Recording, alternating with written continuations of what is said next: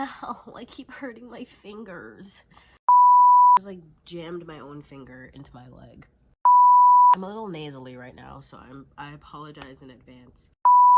I also just sat here and watched my entire February TBR YouTube video to remember every single thing that I put on my February TBR.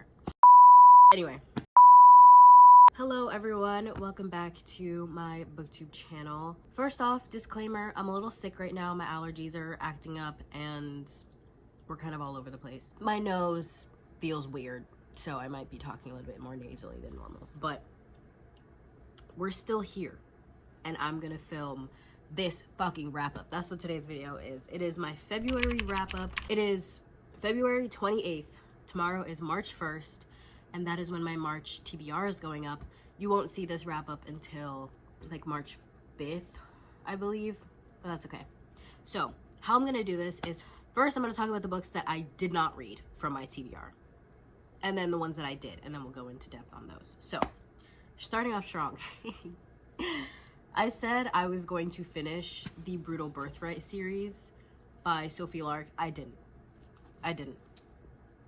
not. To be quite honest, I didn't even think about it. I didn't. This was a weird month. It was a weird month because it was really short already. I went out of town to visit my fiance, so I didn't read anything then. And it's also like, oh my god, I just like spat. Anyway, it's also like midterm time, kind of.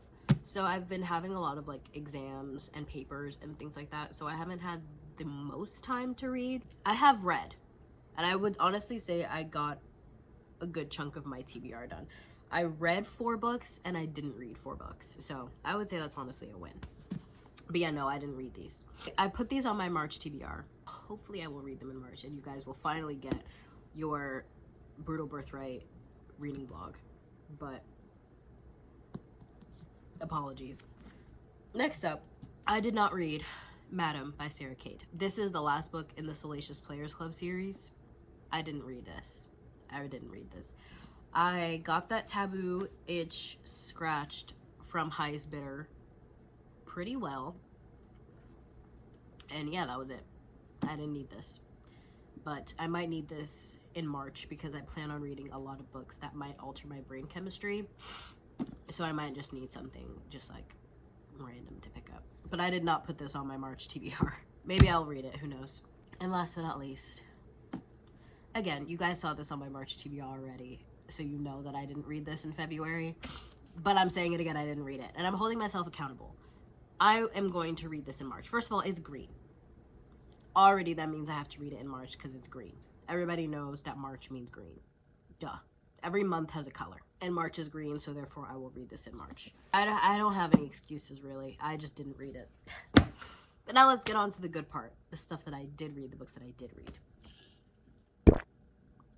First off, we're going to talk about the book that I'm currently reading that I already kind of have a rating for because I'm basically done with it. It is, well, we'll talk about both of them at the same time.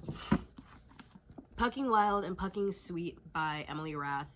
This is the second and third book in the Jacksonville Rays series. Oh my god, I have to sneeze. That hurt. God damn. Anyway, yeah. Second and third book. I thought this series was over, but there's a book called Pucking Strong coming out about Teddy and Carlson. I'm really excited. I read this one, and I'm currently reading this one. I'm literally almost done. I'm on chapter 75, page 467. So I'm basically done. I'm gonna finish this tonight. Oh my god. I'm not picking my nose. I'm itching it, but my septum piercing gets in the way, so it looks like I'm picking my nose. Anyway, this book follows Tess and Ryan, and it is dual POV, and it is hockey romance. It is reverse age gap. She's like 10 years older than him. He's like 22. She's like in her early 30s.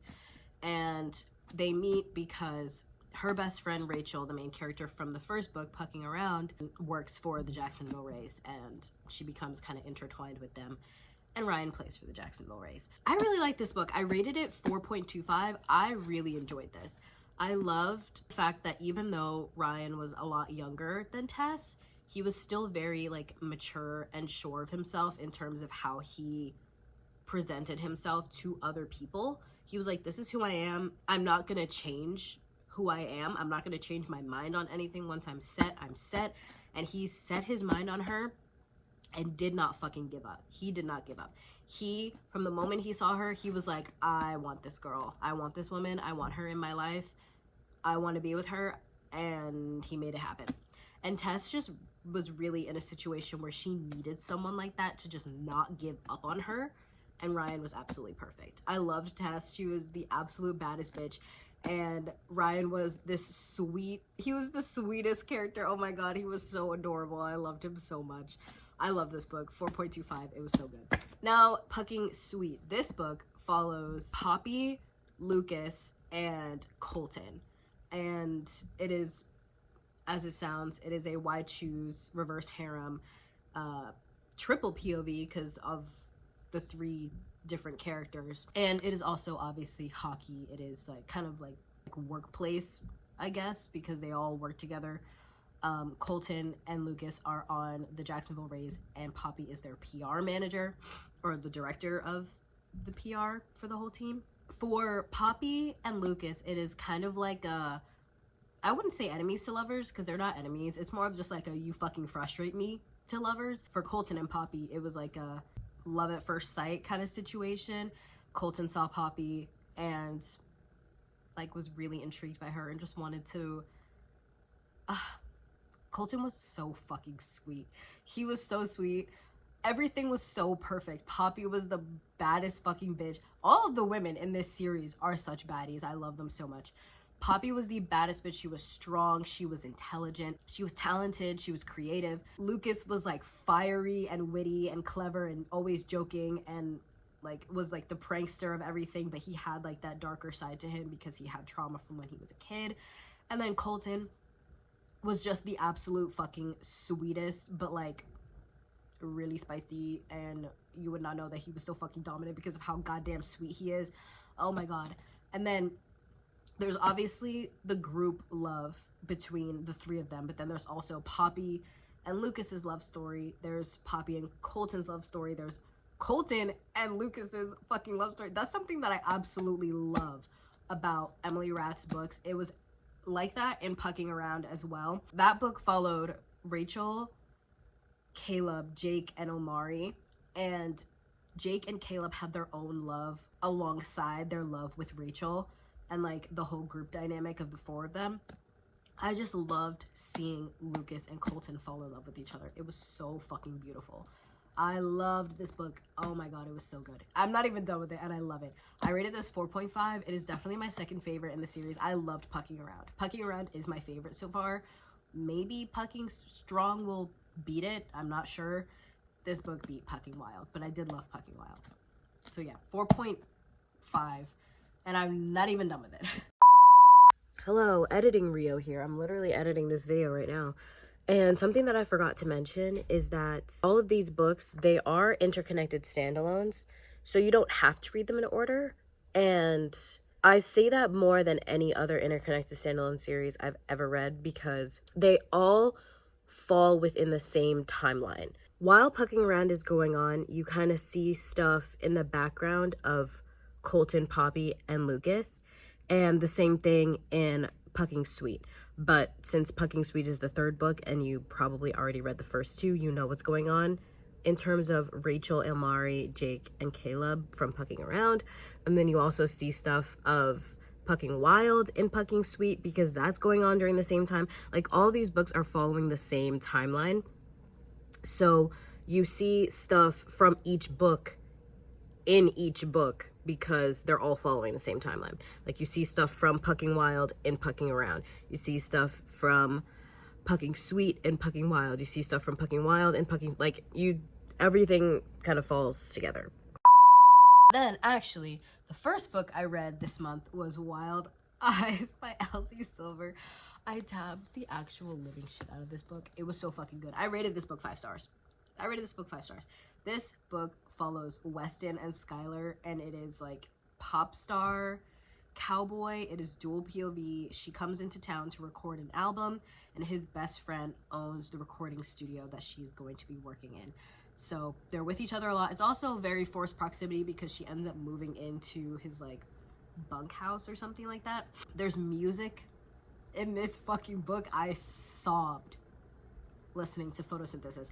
I listened to this book on audio while I read it. I highly fucking recommend.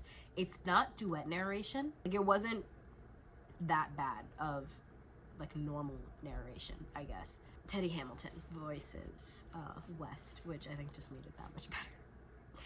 I loved this book so much. Just, West was what every single person needs. He was what everyone needs in a friend, in a brother, in a father, in a fucking like romantic partner. He was absolutely everything. He was caring, he was supportive, he was loving. The way he was with his kids was absolutely adorable. The way Skylar was with his kids was amazing. He was so, oh my god, he was absolutely everything. He gave Skylar every single thing she needed to be able to be herself. She grew up, she's a pop star, she's like a famous country singer, so she grew up in the spotlight and never really felt like she could be herself, and West gave her a place to, like, he made her feel so comfortable to where she could be herself and shine. And oh my god, I loved it. I loved it. I loved it. I loved it. This is my favorite Elsie Silver book right now. This book and Reckless are my two favorites, hands down. And then last but not least, after I read Wild Eyes, I read Highest Bidder by Sarah Kate. This is the second to last book in the Salacious Players Club series. This book follows Ronan and Daisy, and it is age gap. Holy shit. It is a crazy fucking age gap. He's like in his mid to late 50s, and she's in her like early 20s. But the reason why I was not super turned off to this book is because, thank fucking god, they did not meet when she was under 18. He knew she existed, but also didn't know she existed. It says it in the back of the book.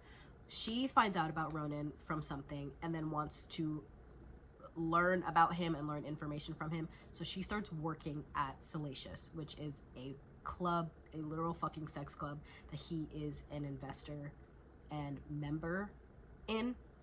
So she literally starts working there to get closer to him. I enjoyed this book. I gave it 4 stars. I'm not gonna lie. I really liked it. Ronan was really sweet. He was way different than I was expecting. He was very like dominant in like the smut scenes and stuff like that, but he was so sweet, like outside of everything else. He just really wanted to take care of Daisy, and Daisy was in a place where she needed someone to take care of her. She was literally basically fucking homeless, and Ronan saw that and was like, no, you're gonna come live with me. You're gonna come live with me. Absolutely not. He took such good fucking care of her. And there was a situation in the 3rd act where they did break up, but I think it was necessary. And they broke up for like a couple months, I think. And I think it was necessary. It was one of those situations where I think the 3rd act breakup was necessary. I'm not gonna spoil anything too much, but personally, I didn't mind the 3rd act breakup. So I rated this book 4 stars. I actually didn't mind it. This book and Give Me More were my 2 favorites by far. I liked Mercy. Praise was okay. I fucking hated Eyes on Me, which is the second one. And we'll see how I feel about Madam whenever I get around to reading it. But yeah, that's my wrap up, guys. That's all the books that I read in February. I will finish Pucking Sweet tonight. These books are really long, but the chapters are short. That's something that I absolutely fucking love about Emily Rath books. Oh my god, Pucking Strong does not come out until August. I'm gonna cry. So yeah, here's all the books that I read this month. I'm counting Pucking Sweet. While I'm filming this video, am I done with it? No. But will I finish it February 28th? Yes. Do I already love it so much that I know what I'm gonna fucking rate it? Also yes. So